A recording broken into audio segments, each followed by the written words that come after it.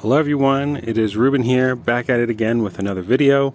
Today we are going to do some general maintenance on the bike. After my initial 500-mile valve check adjustment, that service that I did, I took the bike out, ran some tests. I really put the bike through its paces, ran it right open throttle, really trying to see what type of performance I would get out of the bike after the valves have been adjusted. And today, when I came back home, I noticed that the oil was quite dirty again already. Just to give you guys some reference, we are at 578 miles. And I will show you the oil. Okay, pretty nasty stuff in there once again. So today we're going to be doing an oil change once again, and we're also going to be doing a chain. I'm going to be cleaning the chain. Cleaning and lube of the chain. So I'll show you guys how that process is and how simple and easy it is if you put the center stand on your RX3. Alright, you guys stay tuned for that. Alright, so the first thing you want to do is, of course, put the bike on the center stand, and while it's on the center stand, you want to tilt it forward so that not the front wheel is off the ground, but that the back wheel will be off the ground, like so. When the back wheel is off the ground, now you can spin the back wheel. All right, I'm trying to do this one-handed, but you spin the back wheel with your foot or so, and you spray it, and use whatever type of brush you have to clean the chain up. And as you can see, the chain's pretty dirty, so I'm going to go ahead and spray some of that stuff on the chain, and we'll see how the results turn out. Alright, so I've been spinning the tire around. What I like to do is I like to go to one little section every time. So this has already been cleaned. So what I do is I just spin the wheel a little bit. Alright, and so now this section, what I'll do is I'll spray it down. And then I just go ahead and take my little brush and I rub it in real good. Get all that grime off of there.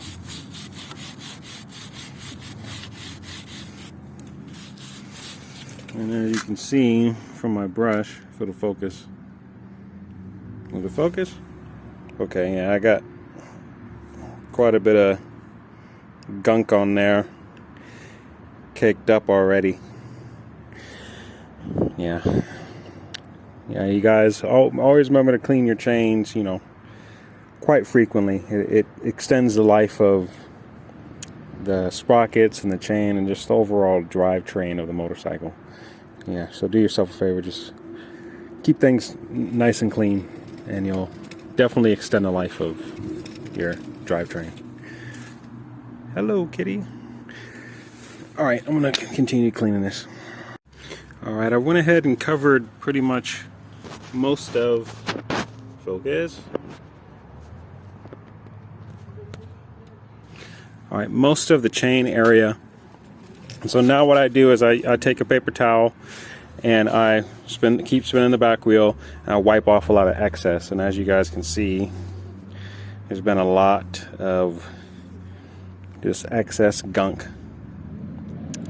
So you go over it with the brush to loosen up a lot of particles, and then you go over it with a paper towel or some type of shop rag or whatever, try to wipe off a lot of the gunk.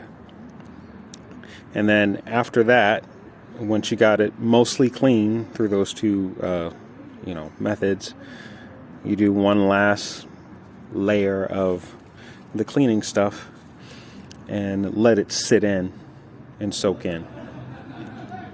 All right, so I'm gonna get to that and I'll show you guys the results afterwards.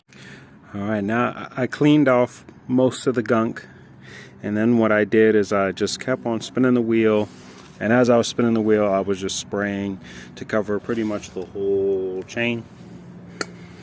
Now I'm just gonna let that sit, and while that's sitting I'll probably go ahead and work on draining the oil. By the time that I'm done with the whole oil change, I'll then come back to this, spin it again, wipe off all the excess. Okay? Alright guys, I got the bolt loose again. So we're gonna see together how dirty this oil is. Hold on.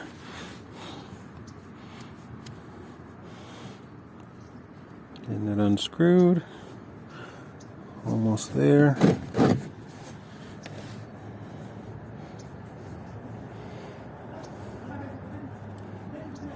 All right. And there we go.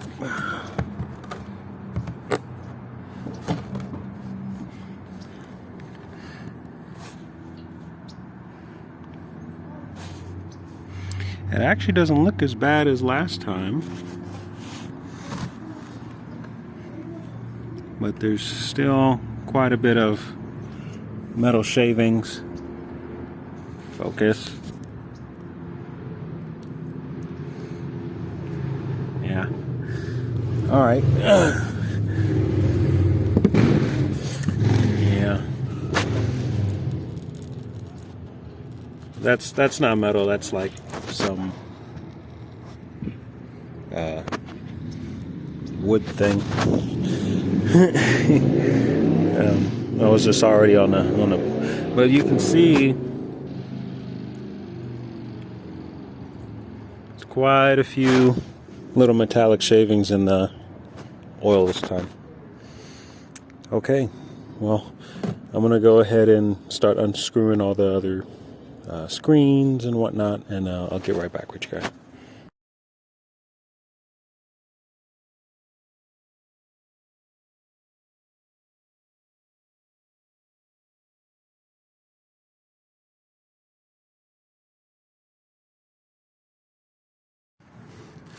Yeah, as you guys have probably seen with the pictures, today's oil change is pretty much the same as the last one. The oil's not as dirty as the old oil change, but we still have quite a bit of metallic shavings, and we'll probably continue to see those metallic shavings in time to come. So make sure if you get this bike and you are riding it to go all the way up to the 500-mile service, make sure that you're constantly checking the oil, because for me, at least for me, I've had to change the oil twice now. So one time at 248 miles, and now the second time at 578 miles. So check your oil frequently. Don't let it get too murky and too dirty. You know, check it, change it if necessary. It's better to change it more frequently and more often so that the bike can have fresh oil flowing through it to lubricate all the areas in the engine that's necessary for it. I'm going to keep on using the conventional oil. I have 2 bottles up on the truck, the same bottles that I had from Walmart. Let me get it right quick. Alright, excellent wet clutch protection. It's like $4 at Walmart for each quart. The bike takes, I believe, 1.7 quarts of oil. So, yeah, I'm going to go ahead and get everything put back together. And then, once everything's back together, we'll see how the chain's doing. Alright, I got the bike filled up with oil again. And I filled it up using about, I would say, 1.5 quarts so far. The CSC website says that you should run the bike after you filled it up a little bit and then let it cool down again, so that way the oil will settle to the proper level, so that way you can accurately read it. But I did want to give you guys a little pro tip. There's actually 2 fill locations. There's one here and then there's one underneath. The one back there underneath, it's bigger, but because the exhaust is in the way, it's hard to actually, you know, get a funnel back there to fill it up with oil again. So if you have a skinny enough funnel, like I do, you can take this one off using a flathead screwdriver. I recommend the flathead screwdriver because I know on their website they say you can use a penny or something like that. You have no leverage using a little coin. It's really ridiculous and really hard to turn this thing. So just use a screwdriver like so, and that'll be a lot easier to get some good leverage and get a good grip on it. Alright, I'm gonna go ahead and fire her up and let her run for a little bit, see how she sounds.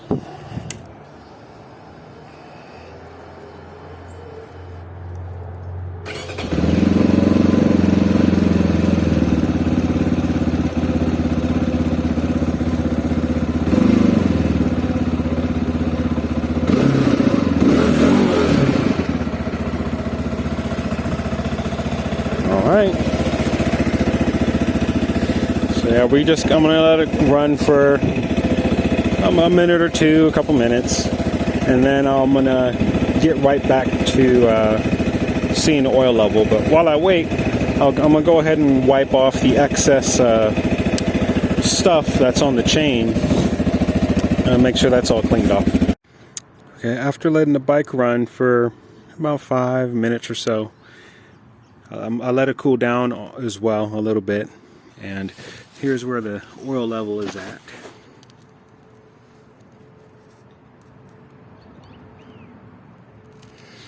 So you see why it's important to run the bike, let it cool down, and then try to fill it back up again, because if you just fill it and after you run the bike, your oil level is actually going to be a lot lower than it really is.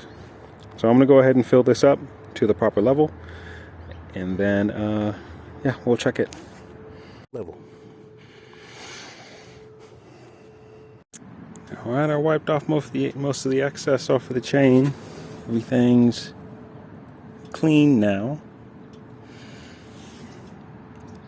And yeah, so with a clean chain and oil change, this bike's ready to ride for quite a while. I hope I don't have to change it, you know, again within.